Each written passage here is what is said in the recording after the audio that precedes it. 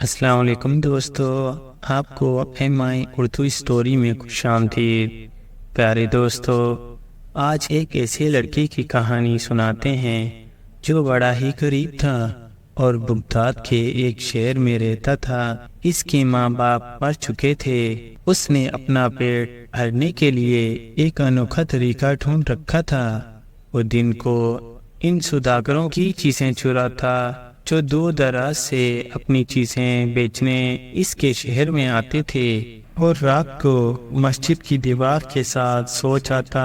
وہ قیمتی چیزیں نہیں چراتا تھا، بس ایسی چیزیں جن سے اس کا پیٹ بھر جائے۔ دن گزرتے گئے۔ وہ لڑکا جس کا نام حسن تھا اسی طرح زندگی گزارتا رہا۔ کبھی کبھار تاجر شہر کے خلیفہ سے اس کی شکایت کرتے، مگر حسن ہاتھ نہ آتا۔ وہ کہیں نہ کہیں چھپ جاتا اور کبھی پکڑ میں نہ آتا۔ ایک روز کی بات ہے، حسن جلدی چرائی ہوئی چیزیں لے کر بھاگ رہا تھا تاکہ محفوظ جگہ تلاش کر کے کچھ کھا پی سکے۔ اسے بڑے زور کی بھوک لگی ہوئی تھی۔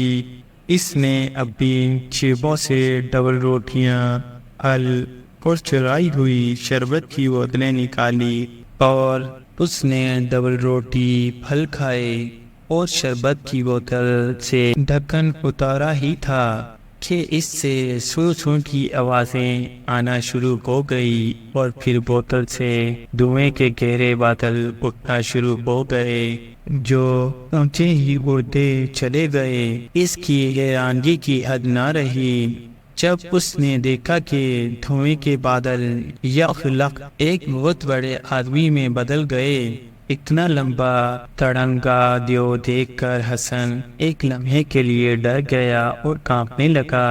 اس جن نے جب دیکھا کہ حسن ڈر گیا ہے تو مسکراتے ہوئے بولا، ڈرو نہیں بیٹے، میں اس بوتل کا غلام ہوں، حکم کرو، میں تمہارے لیے کیا کر سکتا ہوں۔ حسن کو یقین نہیں آ رہا تھا کہ یہ خواب ہے یا حقیقت۔ اس نے آنکھیں مل مل کر دیکھا کہ یہ خواب تو نہیں ہے۔ تھوڑی دیر بعد اس کا ڈر جاتا رہا تو اس نے جرأت کر کے کہا، میں نے اس شہر کے خلیفہ کی بیٹی کے حسن کی بہت تعریف سنی ہے۔ مجھے کسی طرح خلیفہ کے محل تک لے جاؤ تاکہ میں اپنی آنکھوں سے اس کی خوبصورتی کا نظارہ کر سکوں۔ میرے کندھوں پر سوار ہو جاؤ۔ دیو نے کہا، میرے مالک، ابھی ہم آپ کا حکم بجا لاتے ہیں۔ تھوڑی ہی دیر بعد وہ دونوں شہر کے اوپر اڑتے جا رہے تھے، اور حسن اس انوکھی سیر سے بہت لطف اندوز ہو رہا تھا۔ شہر کے مکانات اس کو اوپر سے چھوٹے چھوٹے کھلونے معلوم ہو رہے تھے۔ وہ سوچ رہا تھا کہ ابھی چند لمحے پہلے وہ ایک غریب یتیم سا لڑکا تھا اور ہر وقت چھپتا رہتا تھا کیونکہ اکثر لوگ اس کی تلاش میں رہتے تھے، اور اب وہ ان سب لوگوں سے بلند ہواؤں میں اڑتا جا رہا تھا۔ وہ سوچ رہا تھا کہ کس طرح دن بدلتے ہیں۔ اس نے دیکھا محل کے مینار روشنی میں چمک رہے تھے۔ دیو نے نیچے اترنا شروع کیا اور ایک خوبصورت کمرے کی کھڑکی کے پاس حسن کو اتارا اور خود غائب ہو گیا۔ اتنا خوبصورت محل اس نے کبھی نہیں دیکھا تھا۔ وہ حیرت میں ڈوبا چلا جا رہا تھا۔ ایسی خوبصورت خواب کا دروازوں اور کھڑکیوں پر ریشمی اور قیمتی پردے، فرش پر قیمتی چیتے کی کھال، اور حیرت کے اتنا یہ کہ خوبصورت پلنگ پر سونے کی تاروں والا سنہری بستر جس پر پری چہرہ شہزادی گہری نیند سو رہی تھی۔ اتنا حسن اس نے آج سے پہلے نہیں دیکھا تھا۔ اس کے سیاہ کالے بال اس کی گردن سے ہوتے ہوئے تکیے پر ایسے لپٹے ہوئے تھے جیسے چاند کے ارد گرد کالے بادل۔ نہ معلوم وہ کتنی دیر حسن کے اس مجسمے کو دیکھتا رہا، کتنی دیر وہ اس کے جادو میں غرق رہا۔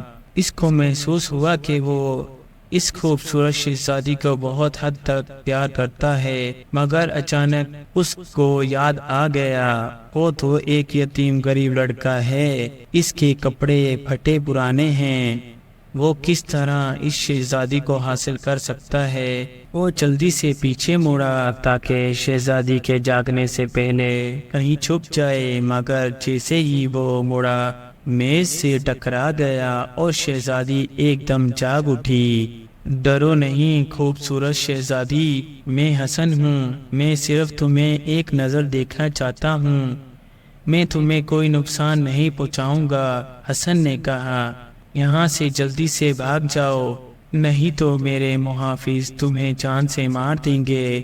شہزادی نے جلدی کہا، خدا حافظ پیاری شہزادی، میں تمہیں کبھی نہیں بھولوں گا۔ یہ کہہ کر حسن کھڑکی سے کود کر باہر اندھیرے میں غائب ہو گیا۔ اب شہزادی کا حال سنو۔ شہزادی کی منگنی ایک ظالم شہزادے سے ہو چکی تھی جو اس کے باپ کی سلطنت پر قبضہ کرنا چاہتا تھا۔ وہ اس سے نفرت کرتی تھی۔ اب وہ حسن کے بارے میں سوچ رہی تھی، وہ اسے اچھا لگ رہا تھا۔ خلیفہ جانتا تھا کہ شہزادی اس ظالم شہزادے سے شادی کرنا نہیں چاہتی۔ اس نے شہزادی کو سمجھایا اگر وہ اس سے شادی نہیں کرے گی تو وہ اس کے باپ کی سلطنت تباہ کر دے گا، مگر شہزادی اس ظالم شہزادے سے شادی کرنا نہیں چاہتی تھی، کسی حالت میں بھی نہیں۔ وہ حسن سے شادی کرنا چاہتی تھی۔ اس نے حسن کے بارے میں سب کچھ اپنے باپ سے کہہ دیا۔ تم اس چور سے شادی کرو گی، وہ تو بغداد کا مشہور چور ہے۔ خلیفہ نے شہزادی کو سمجھاتے ہوئے کہا، نہیں، وہ چور نہیں ہے، وہ ایک اچھا اور ایماندار لڑکا ہے، میں ضرور اسی سے شادی کروں گی۔ شہزادی نے روتے ہوئے کہا۔ وہ ظالم شہزادہ اس وقت کمرے سے باہر کھڑا سب کچھ سن رہا تھا۔ وہ اس وقت شہزادی سے اپنی شادی کا فیصلہ کرنے آیا تھا۔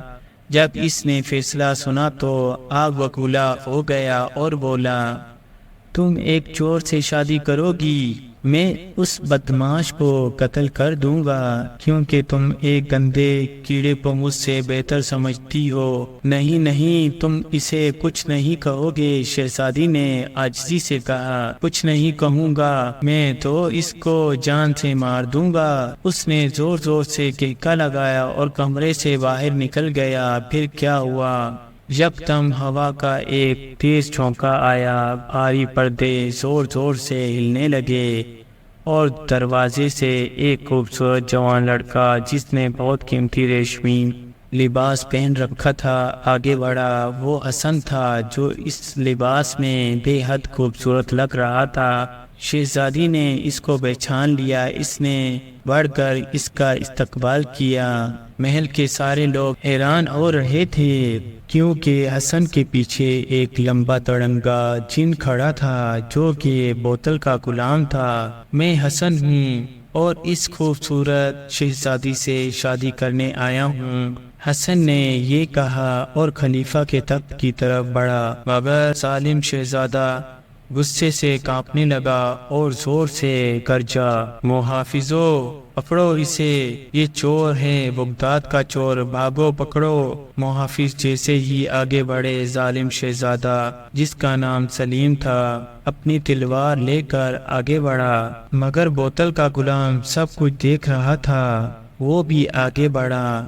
اس نے سلیم شہزادے کو ہاتھوں سے پکڑ کر اوپر اٹھایا۔ اس کے ہاتھ شہزادے سلیم سمیت محل کے میناروں سے اوپر تھے، اوپر اور اوپر ہو اڑتا گیا۔ تھوڑی دیر تک دونوں جن اور ظالم شہزادہ غائب ہو چکے تھے۔ خلیفہ نے خدا کا شکر ادا کیا کہ ظالم سے چھٹکارا مل گیا۔ اب خلیفہ نے حسن اور شہزادی کی شادی کا اعلان کر دیا۔ دونوں کی شادی بڑے دھوم دھام سے ہوئی۔ شہر کے بڑے بڑے رئیسوں کے علاوہ اس بوتل کے غلام کو بھی بلایا گیا۔ شہزادی اور حسن بڑی خوشی سے رہنے لگے۔ حسن نے جن کو آزاد کر دیا، لیکن حسن جن کو اکثر یاد کرتا تھا جس نے اس کو غربت سے نجات دلا کر ہمیشہ کی خوشیاں اور دولت دلائی تھی۔ السلام علیکم دوستو، آپ دیکھ رہے ہیں ایم آئی اسٹوری۔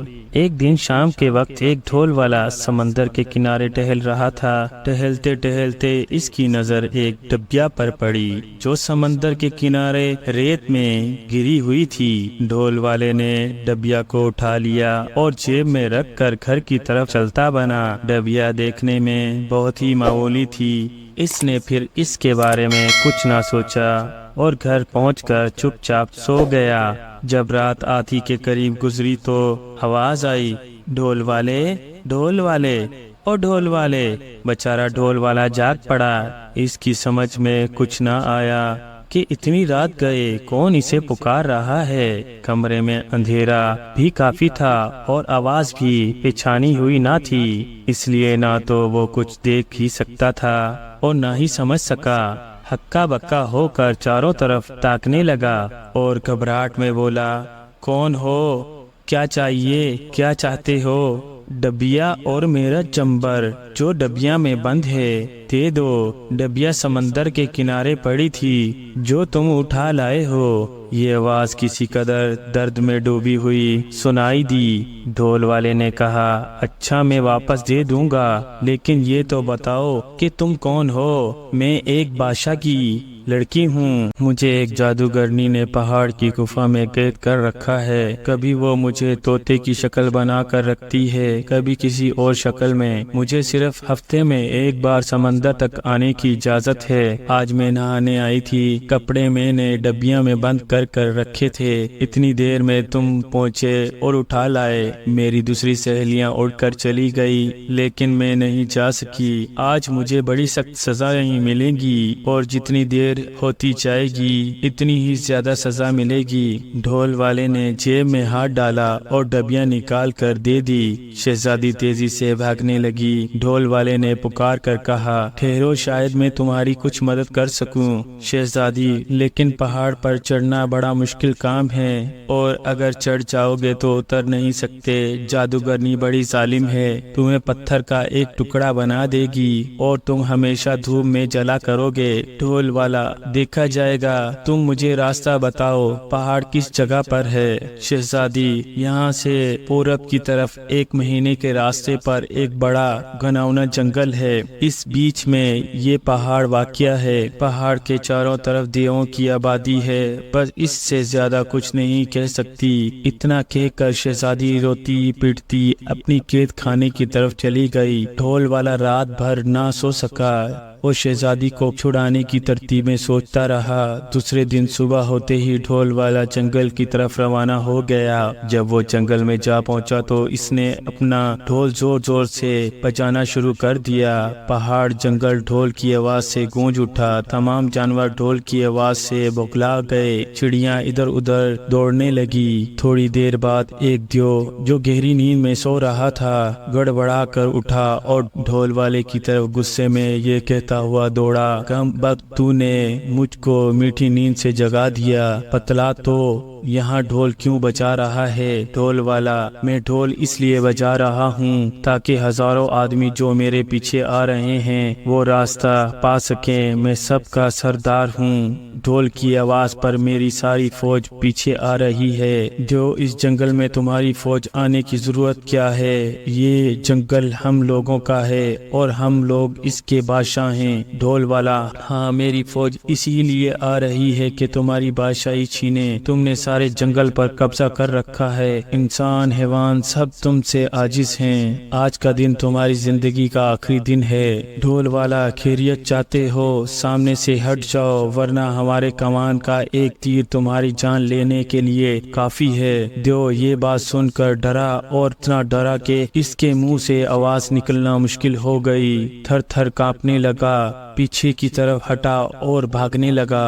ڈھول والے نے للکارا اور کہا، ٹھہر بزدل، تجھ جیسے ڈرپوک کی جان لینا ہماری شان کے خلاف ہے۔ میں تیری جان بخشتا ہوں اور تجھ کو اپنا غلام بناتا ہوں۔ یہ کہہ کر ڈھول والے نے دیو کو اپنا غلام بنا لیا اور دیو ساتھ ساتھ چلنے لگا۔ تھوڑی دور چلنے کے بعد ڈھول والے نے دیو کو حکم دیا، تم مجھ کو اپنے کندھے پر بٹھا لو اور جنگل کے بیچ میں جو پہاڑ وہاں تک لے جاؤ۔ دیو ڈرا ہوا تو تھا ہی، اس نے فوراً ڈھول والے کو اپنے کندھے پر بٹھا لیا اور تھوڑی دیر میں پہاڑ کے پاس پہنچا دیا۔ یہ پہاڑ شیشے کی طرح چمکنا تھا اور چاروں طرف سے ڈھلوان تھا، کسی طرف سے بھی اوپر چڑھنا ناممکن تھا۔ ڈھول والے نے دیو سے کہا، اوپر چلے جاؤ، لیکن ایسے چکنے پہاڑ پر چڑھنا دیو کے بس کی بات نہ تھی۔ وہ انکار کر کے چلا گیا۔ اب ڈھول والا اکیلا تنہا پہاڑ کے دامن میں کھڑا تھا۔ کچھ اس کی سمجھ میں نہ آتا تھا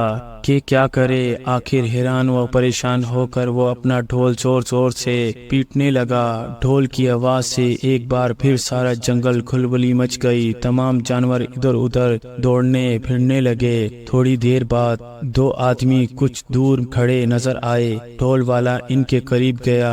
وہ دونوں آپس میں لڑ جھگڑ رہے تھے۔ ڈھول والے نے جھگڑے کا سبب دریافت کیا۔ معلوم ہوا کہ ایک زین کے واسطے جو پاس ہی زمین پر پڑا تھا، دونوں میں جھگڑا ہو رہا ہے۔ ڈھول والے نے کہا کہ زین تو کوئی ایسی چیز نہیں جس کے واسطے تم لڑو۔ دونوں آدمیوں نے بتلایا کہ نہیں، زین بہت قیمتی چیز ہے۔ اس میں خوبی یہ ہے کہ جو شخص بھی اس پر بیٹھ کر کہے گا چلا چل، تو زین فوراً اس کو اس جگہ پر پہنچا دے گا، خواہ وہ جگہ کتنی ہی دور کیوں نہ ہو۔ اب ڈھول والا اپنے دل میں سوچنے لگا کہ کسی طرح یہ زین اس کے قبضے میں آ جائے تاکہ وہ اس پر بیٹھ کر پہاڑ کے اوپر جا پہنچے۔ یہ سوچ کر ڈھول والے نے ان دونوں آدمیوں سے کہا کہ اچھا، تم لوگوں کا جھگڑا ابھی چکائے دیتا ہوں۔ دیکھو وہ سامنے درخت نظر آ رہا ہے، تم دونوں دوڑو، جو اس درخت کو پہلے چھوئے گا زین اس کو ملے گا۔ اس فیصلے پر دونوں آدمی راضی ہو گئے۔ ڈھول والے نے فوراً زین اٹھا لیا اور اس پر بیٹھ کر کہا کہ لے چل۔ زین ڈھول والے کو لے کر اڑ گیا اور تھوڑی دیر میں پہاڑ کے اوپر پہنچ گیا۔ چاروں طرف سنسناٹا، ویران پہاڑ کے سوا اور کچھ نظر نہ آیا، نہ کوئی جانور، نہ کوئی چڑیا، نہ آدمی، نہ کوئی چیز۔ لیکن ڈھول والا تھا بڑا بہادر، وہ ذرا نہ گھبرایا، ادھر ادھر گھومنا شروع کیا، بجا بجا کر گانے بھی گا لیتا۔ گھومتے گھومتے اسے شام ہو گئی۔ تھوڑی دیر بعد اس کی نظر ایک جھونپڑی پر پڑی جو پہاڑ کے کنارے واقع تھی۔ وہ دوڑ کر وہاں گیا اور بند دروازہ کھلوا لیا۔ 3-4 مرتبہ کھٹکھٹانے کے بعد ایک بڑھیا نکلی اور پوچھنے لگی، تم کیا چاہتے ہو؟ ڈھول والا، صرف ایک رات ٹھہرنے کی جگہ اور کچھ کھانے پینے کو دے دیجیے۔ بڑھیا، اچھی بات ہے، یہ چیزیں تمہیں مل جائیں گی بشرط کہ تم وعدہ کرو تم میرے 3 کام کرو گے۔ ڈھول والا، ہاں ہاں، میں تمہارے تینوں کام کر دوں گا۔ میں بہادر نوجوان ہوں، میں کام کرنے سے بالکل نہیں ڈرتا، چاہے وہ کام کتنا ہی مشکل کیوں نہ ہو۔ بڑھیا اس کو اندر لے گئی، کھانے پینے کو دے دیا اور پھر سونے کی جگہ بتا دی۔ ڈھول والا کھا پی کر مزے میں رات بھر سویا۔ صبح کو تازہ دم ہو کر اٹھا۔ بڑھیا آئی اور کہنے لگی کہ دیکھو، آج تم کو پہلا کام کرنا ہوگا، اور وہ یہ کہ جھوپڑی کے پیچھے تھوڑی دور پر ایک بڑا بھاری تالاب ہے۔ تم اس تالاب کا سارا پانی چاندی کی ایک اس چھوٹی سی کٹوری سے نکال کر دوسرے تالاب میں بھر دو جو پاس ہی سوکھا ہوا پڑا ہے، اور ساتھ ہی ساتھ یہ کام بھی کرو کہ اس تالاب میں سے جتنے مچھلیاں بھی نکلیں ان کو ایک ترتیب سے کنارے پر لگا کر رکھ دو۔ یہ کہہ کر بڑھیا نے چاندی کی چھوٹی سی کٹوری نکال کر ڈھول والے کو دے دی اور پھر اپنی جھونپڑی کے اندر واپس چلی گئی۔ ڈھول والا کٹوری لے کر تالاب کے کنارے پہنچا۔ یہ تالاب بہت بڑا تھا، 3 میل لمبا اور 2 میل چوڑا تھا۔ بیچارہ ڈھول والا تالاب دیکھ کر حیران ہو گیا۔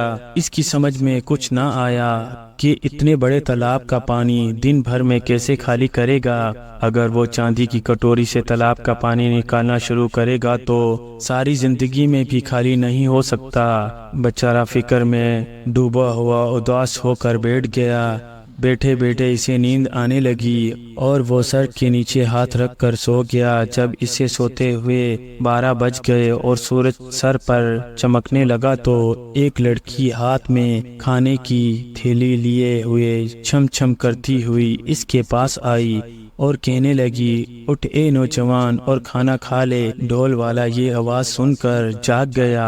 دیکھتا کیا ہے، ایک خوبصورت لڑکی کھانا لیے کھڑی ہے اور کھانے کی دعوت دے رہی ہے۔ ڈھول والے نے کہا، اچھا میں کھانا کھا لوں گا، لیکن پہلے یہ بتاؤ تم کون ہو اور کہاں سے آئی ہو؟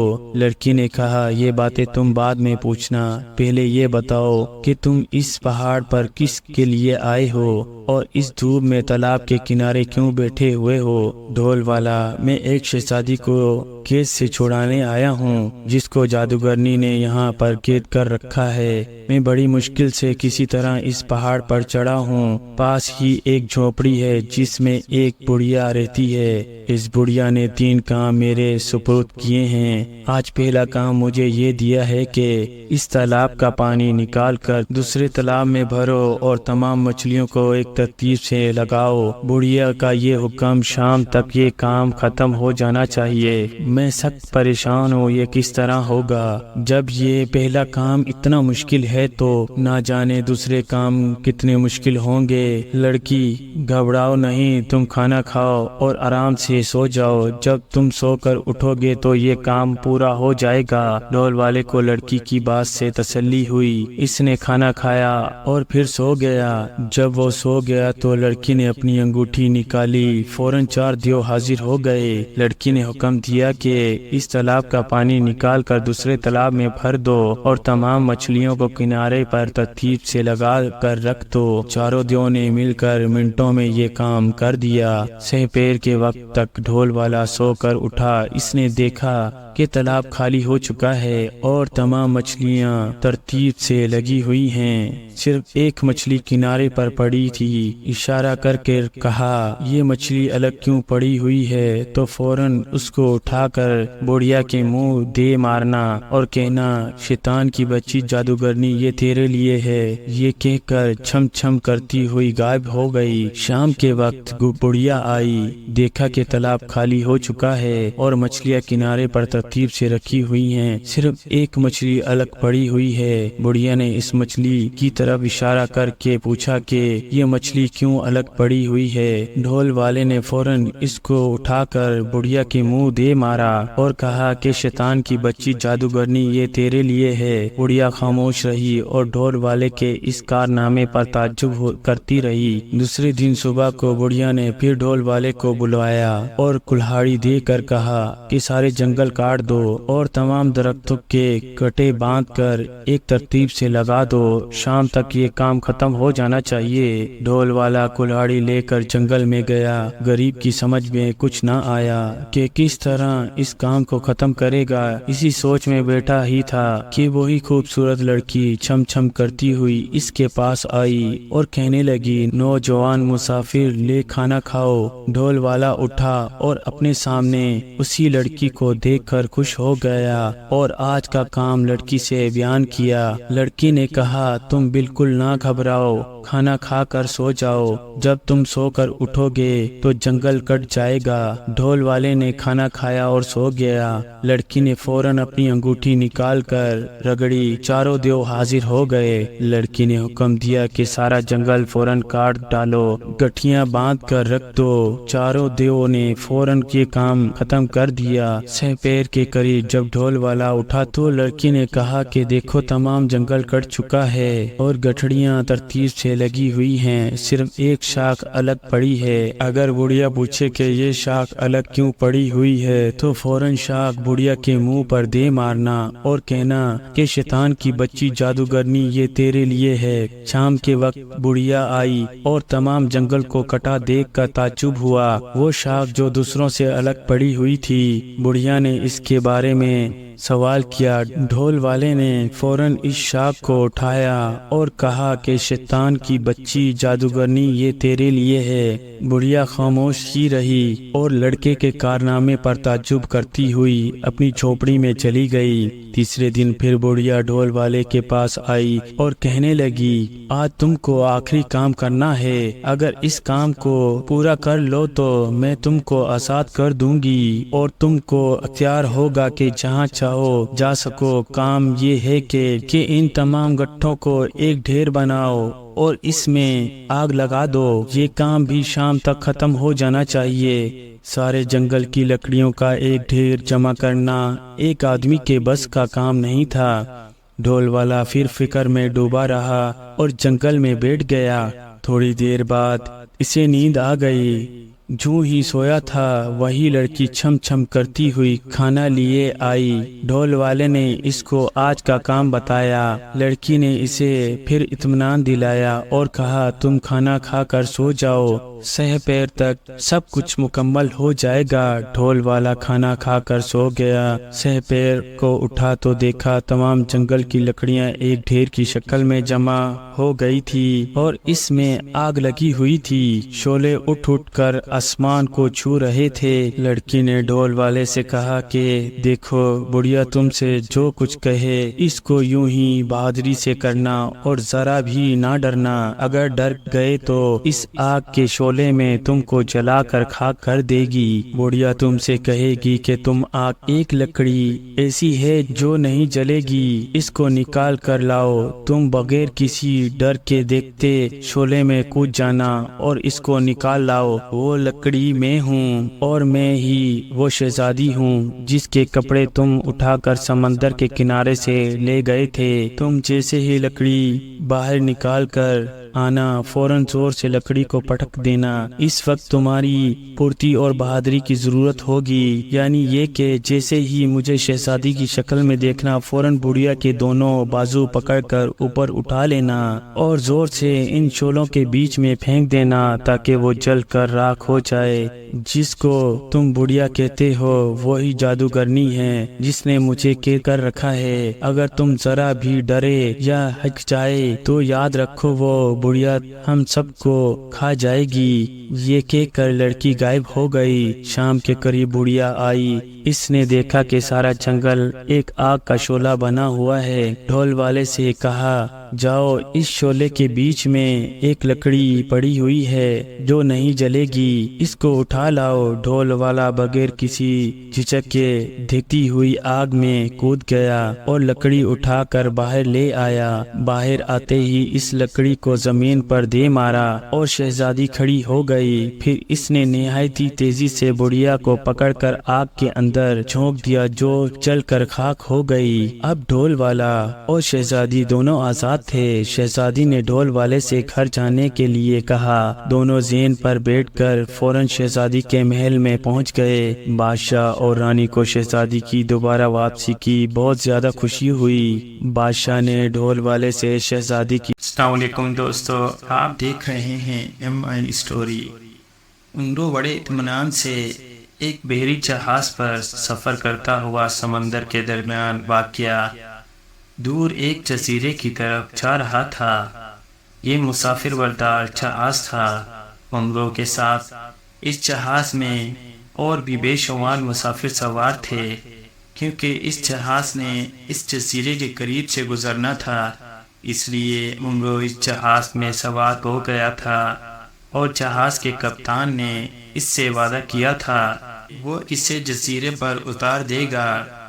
اس جزیرے کا نام تو کوئی اور تھا، لیکن اس جزیرے کو سب لوگ بوڑھی جادوگرنی کا جزیرہ کہتے تھے، کیونکہ کہا جاتا تھا کہ پرانے زمانے میں اس جزیرے پر ایک بوڑھی جادوگرنی رہتی تھی جو بے حد ظالم تھی اور لوگوں کو زندہ جلا دیتی تھی، اس لیے یہاں کی ساری آبادی بھاگ گئی تھی۔ پھر وہ جادوگرنی مر گئی، لیکن اب بھی طویل عرصہ گزر جانے کے باوجود اس جزیرے پر کوئی آبادی نہ تھی۔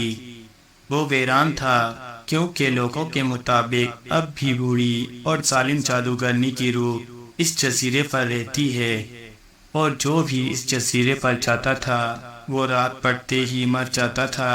لیکن اس کے ساتھ ساتھ یہ بات بھی بے حد مشہور تھی کہ یہ بوڑھی جادوگرنی بے حد امیر تھی، اور اس کا بہت بڑا خزانہ اب بھی اس جزیرے پر واقع پہاڑوں کے درمیان موجود ہے۔ بے شمار لوگوں نے وہاں جا کر وہ خزانہ حاصل کرنے کی کوشش کی، لیکن وہ سب پراسرار طور پر مر گئے۔ جب عمرو کو اس خزانے کی خبر ہوئی تو اس نے اپنی لالچی طبیعت سے مجبور ہو کر فیصلہ کر لیا کہ وہ اس جزیرے پر جائے گا اور وہاں سے خزانہ حاصل کرے گا۔ وہ عمرو عیار تھا، اس لیے وہ کسی جادوگرنی سے نہ ڈرتا تھا، اور اب وہ خزانہ حاصل کرنے کے لیے اس ڈیری جہاز پر سوار ہو کر جزیرے پر جا رہا تھا۔ وہ جہاز کے سب مسافر حتیٰ کہ جہاز کے کپتان نے بھی اسے جزیرے پر جانے سے ڈرایا تھا، لیکن عمرو عیار نے کسی کی ایک بات نہ مانی، کیونکہ وہ ہر صورت خزانہ حاصل کرنا چاہتا تھا۔ ابھی وہ جزیرہ کافی دور تھا کہ اچانک سمندر میں ایک خوفناک طوفان آ گیا۔ یہ طوفان اس قدر شدید تھا کہ جہاز کو نہ بچایا جا سکتا تھا، اور جہاز کے ٹکڑے ٹکڑے ہو کر سمندر میں غرق ہو گیا۔ عمرو یار نے بڑی مشکل سے ایک چھوٹی سی کشتی پر قبضہ کر کے اسے سمندر میں ڈال لیا تھا۔ وہ اس کشتی میں ہونے کی وجہ سے سمندر میں ڈوبنے سے بچ گیا۔ جہاز اپنے مسافروں سمیت غرق ہو گیا تو عمرو عیار چپو تلاتا ہوا سمندر میں آگے بڑھتا چلا گیا۔ طوفان بھی ختم ہو گیا۔ یوں لگتا تھا جیسے یہ طوفان آیا جہاز کو غرق کرنے کے لیے، اور سوائے عمرو کے باقی اور کوئی مسافر بھی زندہ نہ بچ پاتا۔ اگر عمرو طوفان کے آثار دیکھتے ہی اپنی عقل مندی کی وجہ سے کشتی پر قبضہ کر کے اسے سمندر میں نہ ڈالتا تو وہ بھی یقیناً اس جہاز کے دوسرے مسافروں کی ساتھ سمندر میں غرق ہو جاتا۔ لیکن اب بھی وہ بے حد پریشان تھا، کیونکہ دور دور تک کوئی جزیرہ یا زمین نظر نہ آ رہی تھی، اور عمرو کے پاس نہ پانی پینے کا تھا اور نہ کھانے کا سامان۔ کشتی بھی چھوٹی سی تھی۔ سب سے زیادہ بدقسمتی یہ تھی کہ اڑانے والی سنہری چپلوں کی میعاد بھی ختم ہو گئی تھی۔ یہ چپلیں 1 سال تک کام کرتی تھی، پھر اس کی میعاد ختم ہو جاتی تو انہیں 1 ماہ کے لیے رکھ دیا جاتا۔ 1 ماہ گزرنے کے بعد یہ چپلیں دوبارہ استعمال ہوتی اور 1 سال تک کام کرتی۔ اس لیے سنہری چپلیں وہ گھر ہی رکھ آیا تھا، ورنہ تو اسے ڈیری جہاز پر سفر کرنے کی بھی کیا ضرورت تھی، اور وہ ان چپلوں کی مدد سے اڑ کر جزیرے پر پہنچ جاتا۔ عمرو کشتی چلاتا ہوا آگے بڑھتا چلا جا رہا تھا کہ اچانک اسے دور سے انسانی چیخ سنائی دی۔ عمرو نے چونک کر سر اٹھایا تو وہ یہ دیکھ کر حیران رہ گیا کہ دور سمندر کے پانی کا ایک پھیلا فضا میں بلند ہو کر دائرے کی صورت میں گھوم رہا تھا، اور اسے دائرے کے اندر ایک بوڑھی اور بد شکل عورت دونوں ہاتھ اٹھائے ہوئے اسے دیکھ رہی تھی۔ اس کے منہ کے دونوں کناروں پر 2 بڑے بڑے دانت تھے، سر کے لمبے بال اور دونوں بازوؤں پر پھیلے ہوئے تھے۔ اس کے جسم پر سفید رنگ کا لباس تھا۔ اس کے پیچھے پہاڑ نظر آ رہا تھا۔ چیخوں کی آوازیں اس دائرے سے ہی آ رہی تھی۔ ابھی عمرو یہ دیکھ ہی رہا تھا کہ یکا دائرہ عمرو کی طرف بڑھنے لگا، اور پھر پلک جھپکنے میں وہ عمرو پر چھا گیا۔ عمرو کو یوں محسوس ہوا جیسے وہ پانی میں ڈوب گیا ہے، لیکن چند لمحوں بعد اچانک اسے محسوس ہوا کہ وہ خشکی پر کھڑا ہے، تو اس نے حیرت سے ادھر ادھر دیکھا۔ وہ یہ دیکھ کر حیران رہ گیا کہ وہ واقعی سمندر کے بجائے ایک جزیرے پر کھڑا تھا۔ وہ کشتی بھی غائب ہو چکی تھی اور اس جزیرے پر دور اسے وہی پہاڑ نظر آ رہے تھے جو اس نے پانی میں دیکھے تھے۔ یہ میں کہاں آ گیا ہوں؟ عمرو نے حیرت بھرے لہجے میں کہا، تم میرے جزیرے پر ہو عمرو یار۔ اچانک ایک چیختی ہوئی آواز سنائی دی تو عمرو چونک کر ادھر دیکھنے لگا۔ جدھر سے آواز آئی تھی اور پھر اس نے اسی بدصورت عورت کو اپنی طرف آتے دیکھا جیسے اس نے دائرے میں دیکھا تھا۔ کون ہو تم؟ عمرو نے اس سے پوچھا۔ مجھے بوڑھی جادوگرنی کہا جاتا ہے اور یہ جزیرہ میرا ہے، یہاں میرا خزانہ ہے اور مجھے معلوم ہے کہ تم یہ خزانہ حاصل کرنے آ رہے تھے، اس لیے میں نے اپنے جادو کے زور سے اس جہاز کو ہی غرق کر دیا، لیکن تم بچ گئے۔ پھر میں نے تمہیں یہاں جزیرے پر ہی بلا لیا تاکہ یہاں میں تمہیں زندہ چلا سکوں۔ جادوگرنی نے کہا، لیکن تم کیسے وہ بوڑھی جادوگرنی ہو سکتی ہو؟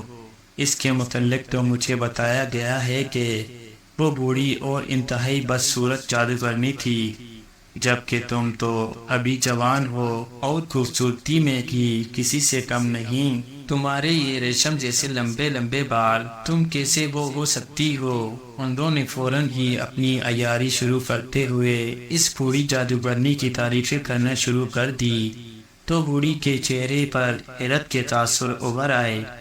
تم مجھے خوبصورت اور جوان کہہ رہے ہو جبکہ میری عمر ہزاروں سال ہے اور میں جادو کے زور پر زندہ ہوں، ورنہ کب کی من کھپ گئی ہوتی۔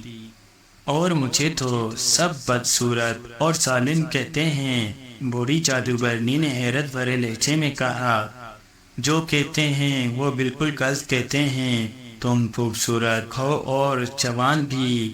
عمرو نے جواب دیا، لیکن میرے بال تو خشک ہیں، میرے چہرے پر جھریاں ہیں، پھر تم مجھے کیسے جوان کہہ سکتے ہو؟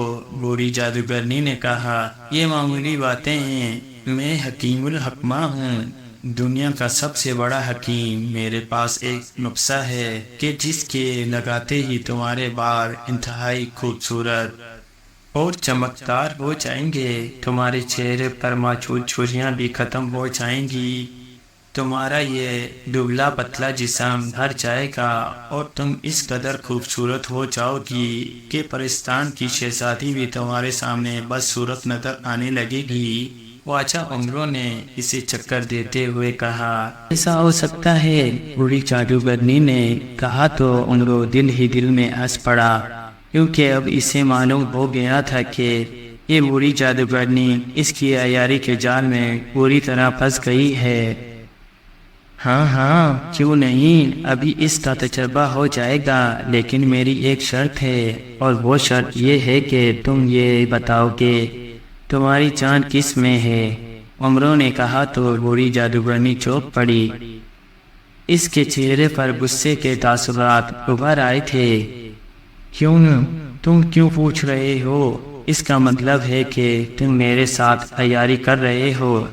بوڑھی جادوگرنی نے غصے سے چیختے ہوئے کہا، ارے نہیں، میں اس لیے پوچھ رہا ہوں کہ یہ نسخہ اس وقت اثر کرتا ہے جب کسی کی جان اس کے اپنے جسم کے اندر ہو۔ چلو تم مجھے نہ بتاؤ کہ تمہاری جان کس میں ہے، بلکہ تم خود ہی اسے وہاں سے نکال کر اپنے جسم کے اندر ڈال لو، پھر مجھ سے نسخہ لو اور پھر قیامت تک کے لیے جوان بھی بن جاؤ گی اور خوبصورت بھی۔ عمرو عیار نے کہا۔ جادوگرنی نے کہا، کہاں ہے وہ نسخہ؟ پہلے مجھے دکھاؤ، پہلے میں اس کا تجربہ کروں گی۔ بوڑھی جادوگرنی نے کہا تو عمرو نے زنبیل میں ہاتھ ڈالا اور روغن عیاری کی شیشی نکال کر ہاتھ میں پکڑ لی۔ کر لو تجربہ، لیکن چونکہ تمہاری جان تمہارے جسم کے اندر نہیں ہے، اس لیے یہ نسخہ تمہارے جسم اور چہرے پر اثر نہ کرے گا، البتہ صرف تمہارے ایک ہاتھ پر اثر کرے گا۔ لاؤ دکھاؤ مجھے اپنا ہاتھ۔ عمرو نے کہا تو بوڑھی جادوگرنی نے اپنا ہاتھ اس کی طرف بڑھا دیا۔ امرو عیار نے روغن عیاری کی شیشی کھولی اور روغن کے چند قطرے اس بوڑھی جادوگرنی کے بدصورت چوریوں بھرے ہاتھ پر ڈال دیے اور پھر شیشی بند کر کے اس نے اسے واپس زنبیل میں ڈالا اور ان قطروں کو بوڑھی جادوگرنی کے ہاتھ پر ملنے لگ گیا۔ ساتھ ہی وہ دل ہی دل میں کہہ رہا تھا کہ اس بوڑھی جادوگرنی کا ہاتھ انتہائی خوبصورت جوان عورت کا ہاتھ بن جائے۔ روغن عیاری میں یہی سکھ کہ اسے لگاتے ہوئے جو کچھ دل میں کہا جائے گا وہ فوراً پورا ہو جاتا ہے۔ چنانچہ وہی ہوا اور دیکھتے ہی دیکھتے بوڑھی عورت کا ہاتھ جوان گھر نظر آنے لگا اور انتہائی خوبصورت بھی۔ بوڑھی جادوگرنی نے اپنا خوبصورت اور جوان ہاتھ دیکھ کر خوشی سے اچھل پڑی۔ وہ بڑی حیرت بھری نظروں سے اپنے ہاتھ کو دیکھ رہی تھی، جیسے اسے یقین نہ آ رہا تھا۔ اب تو یقین آ گیا تمہیں؟ امرو یار نے مسکراتے ہوئے کہا۔ ہاں، اب مجھے یقین آ گیا ہے، تم واقعی حکیم الحکمہ ہو۔ ٹھیک ہے، میں اپنی جان اپنے جسم میں ڈال لیتی ہوں، پھر تم مجھے جوان اور خوبصورت بنا دو اور اس کے بدلے میں تمہاری جان بخش دوں گی اور تمہیں ہلاک نہیں کروں گی۔ بوڑھی جادوگرنی نے خوش ہوتے ہوئے کہا۔ بے حد شکریہ خواجہ، امرو عیار نے کہا تو بوڑھی جادوگرنی نے اپنے دونوں ہاتھ فضا میں اٹھائے، پھر ایک مٹھی بند کی اور اسے اپنے منہ کے پاس لا کر کھول دیا۔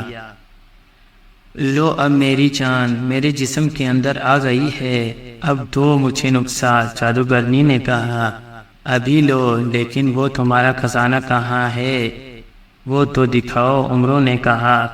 کیوں؟ تم خزانہ کیوں دیکھنا چاہتے ہو؟ بوڑھی جادوگرنی نے ایک بار پھر چونکتے ہوئے کہا۔ وہ بڑی مشکوک نظروں سے امرو عیار کو دیکھنے لگی تھی۔ مجھے خزانہ دیکھنے کا شوق ہے، اور پھر دیکھو میں تمہیں قیامت تک کے لیے جوان اور خوبصورت بنانا چاہتا ہوں۔ تو میری ایک چھوٹی سی خواہش بھی پوری نہیں کر سکتی؟ امرو نے کہا۔ میں دکھاتی ہوں تمہیں اپنا خزانہ، بوڑھی جادوگرنی نے کہا، اور پھر امرو کو ساتھ لے کر وہ پہاڑوں میں چلی گئی۔ وہاں ایک بڑے غار میں واقع ایک بہت بڑا خزانہ موجود تھا۔ دیکھ لیا خزانہ؟ اب دو وہ نقصہ، بوڑھی جادوگرنی نے کہا تو امرو نے زنبیل میں ہاتھ ڈالا اور خنجر سلمانی نکال کر یکا یک اس نے بوڑھی جادوگرنی کی گردن پر مار دیا۔ بوڑھی جادوگرنی چیختی ہوئی نیچے گر گئی۔ اس نے خنجر نکالنے کی بے حد کوشش کی، لیکن وہ خنجر سلمانی تھا جس سے وہ کیسے بچ سکتی تھی اور وہ کیسے نکل سکتا تھا۔ چنانچہ وہ بوڑھی جادوگرنی تڑپ تڑپ کر مر گئی اور اس کے ساتھ ہی ایک روتی ہوئی آواز سنائی دی۔ وہ آواز بوڑھی جادوگرنی کی تھی۔ وہ کہہ رہی تھی، امرو نے اسے عیاری سے مار ڈالا، اس لیے ساتھ ہی اس کی لاش غائب ہو گئی۔ امرو نے خنجر سلمانی اٹھا کر زنبیل میں ڈالا اور پھر اس نے خزانہ اٹھا کر اپنے زنبیل میں ڈالنا شروع کر دیا۔ جب سارا خزانہ اس نے زنبیل میں ڈال لیا تو وہ پہاڑوں سے نکل آیا، اور پھر اس کی خوش قسمتی یہ تھی کہ اسے ایک بحری جہاز دور سے آتا ہوا دکھائی دیا۔ اس کا رخ جزیرے کی طرف ہی تھا۔ انہوں نے ہاتھ ہلانا شروع کر دیا تو جہاز جزیرے کے قریب آ کر رک گیا اور انہوں اس میں سوار ہو گیا۔ اس نے کپتان کو ایک اشرفی دی تو کپتان اسے اس کے ملک پہنچانے پر رضامند ہو گیا، اور اس نے امرو کو ایک اچھا سا کمرہ بھی دے دیا۔ امرو اب بے حد خوش تھا کہ اس نے اس بری جادوگرنی کا بھی خاتمہ کر دیا اور اس کا پورا خزانہ بھی حاصل کر لیا، اور پھر اس ویران جزیرے سے بھی نکل آنے میں کامیاب ہو گیا۔ اس کا پورا خزانہ اسی ملک میں رحم دل بادشاہ حکومت کیا کرتا تھا۔ اس کی رحم دلی اور انصاف پسندی کے چرچے ملک بھر میں عام تھے۔ رعایا بھی اپنے بادشاہ سے بہت خوش تھی۔ ملک میں امن و امان کا دور تھا، لوگوں کے ہنسی خوشی دن گزر رہے تھے۔ ایک دن اچانک بادشاہ کے سر میں درد اٹھا۔ درد اتنا شدید تھا کہ وہ سر پکڑ کر اپنے بستر پر لیٹ گیا۔ شاہی حکیم نے بادشاہ کی نبض دیکھی اور انتہائی تشویش کا اظہار کرتے ہوئے ملکہ سے کہا، بادشاہ سلامت کسی نامعلوم بیماری میں مبتلا ہیں۔ بادشاہ کی پر اسرار بیماری کی خبر جنگل میں آگ کی طرح ملک بھر میں پھیل گئی۔ ملکہ عالیہ کی طرف سے سارے ملک میں اعلان کر دیا جاتا ہے کہ جو کوئی بادشاہ سلامت کو اس پر اسرار بیماری سے نجات دلائے گا، اسے ملک کا وزیر اعظم بنا دیا جائے گا۔ وزیر خزانہ بادشاہ سے بہت حسد کیا کرتا تھا اور خود بادشاہ بننا چاہتا تھا۔ ایک سازشی ٹولہ اس کے ساتھ تھا۔ جب حکیم نے بادشاہ سلامت کی نبض دیکھی تو شدید تشویش کا اظہار کرتے ہوئے ملکہ عالیہ سے علیحدگی میں جا کر کہا، بادشاہ سلامت کو کوئی پر اسرار بیماری نہیں، بلکہ انہیں ایسا زہر دیا جا رہا ہے جو آہستہ آہستہ اثر کرتا ہے، جس سے انسان کا دماغ ناکارہ ہو جاتا ہے اور وہ ہلنے جلنے کے قابل نہیں رہتا۔ معاف کیجیے گا، مجھے تو ایسا محسوس ہوتا ہے جیسے بادشاہ سلامت کے خلاف کوئی بڑی سازش کی جا رہی ہے۔